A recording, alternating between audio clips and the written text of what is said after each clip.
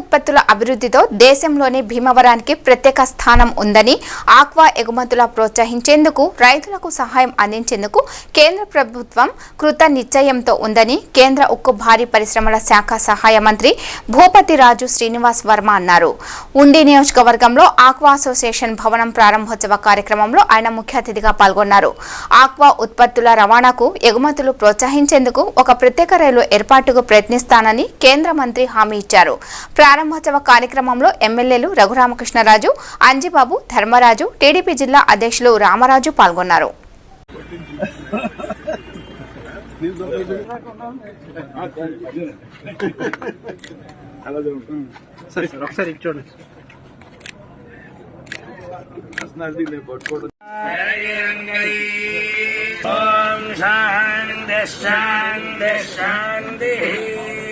నమస్తే గణపతయే.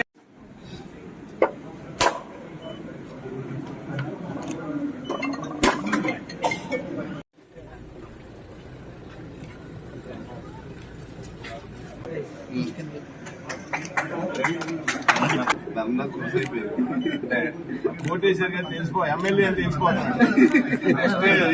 తీసుకెళ్ళిపోతారు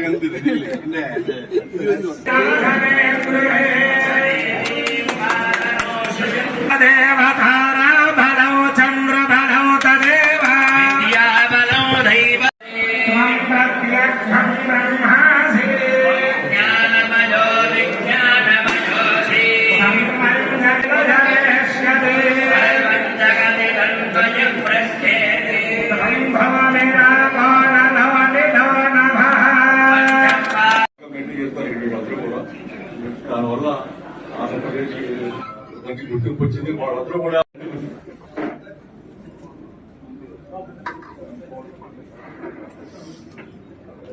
ఈ అసోసియేషన్ ఎందుకు కంఫర్ట్ తోటి మేము క్రెడిట్లు మొదలెట్టామండి. ఆ క్వాలిటీని పెట్టి మన చూడండి.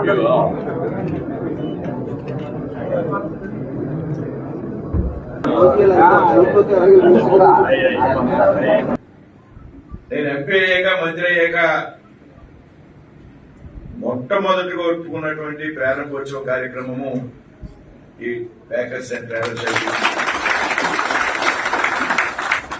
పైగా ఈ ప్రాంత అభివృద్ధిలో కీలక పాత్ర పోషిస్తున్నటువంటి ఆక్వా పరిశ్రమకు సంబంధించినటువంటి ప్రారంభోత్సవ కార్యక్రమం. రైతులు గాని, ట్రావెల్స్ గాని, వాళ్ళ భీమవరం ఎంత పెద్ద ఎత్తున అభివృద్ధి సాధించిందంటే కేవలం చేపలు, రొయ్యల పరిశ్రమ కారణంగా మాత్రమే భీమవరానికి దేశంలో గుర్తింపు వచ్చింది అనేటువంటి విషయం మనంతా కూడా గుర్తించుకోవాలి. నరేంద్ర మోడీ గారి ప్రభుత్వం కేంద్రంలో అధికారంలోకి వచ్చాక మొట్టమొదటిగా మీ అందరూ కూడా గుర్తించవలసినటువంటి విషయం, భారత ప్రధానిగా నరేంద్ర మోడీ గారి బాధ్యతలు స్వీకరించాక మాత్రమే దేశంలో ఫిషరీస్ కానీ, డైరీ కానీ, యానిమల్ హస్బెండరీ కానీ ఒక పోర్ట్ఫోలియో ఆయన ఏర్పాటు చేశారనేటువంటి విషయం మనంతా కూడా గుర్తు తెచ్చుకోవాలి.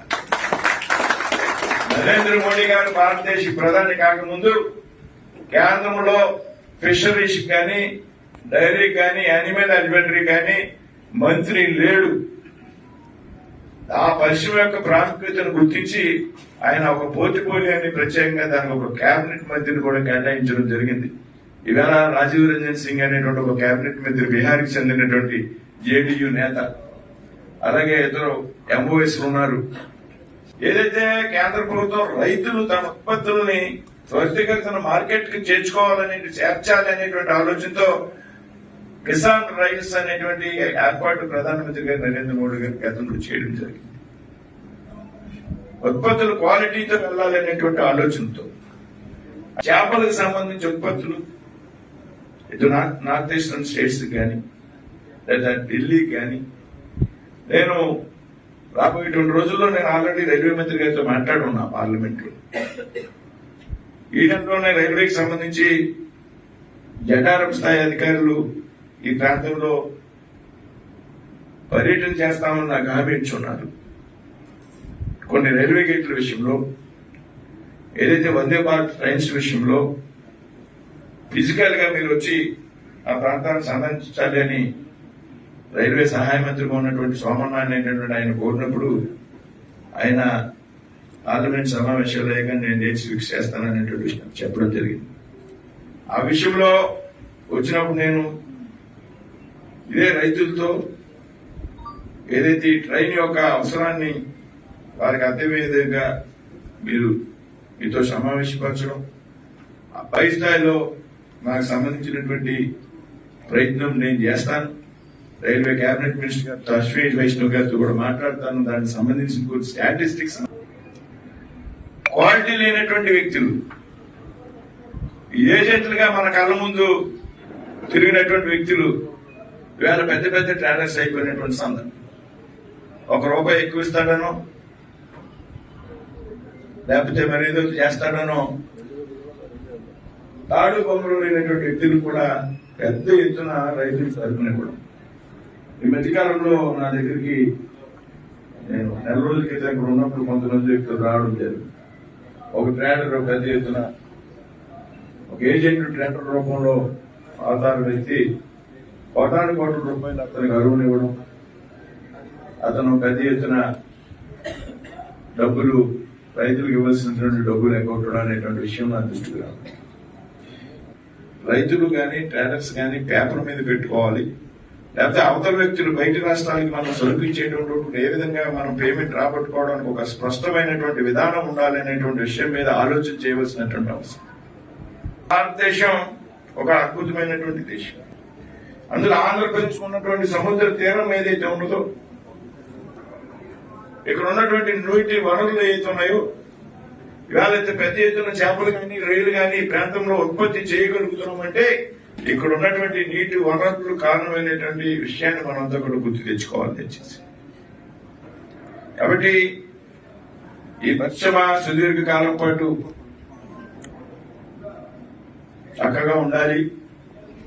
దీని మీద ఆధారపడి ఈవేళ ఆక్వా కల్చర్ మీద మాత్రమే ఆధారపడి జీవిస్తున్నటువంటి కుటుంబాలు చాలా ఎక్కువ.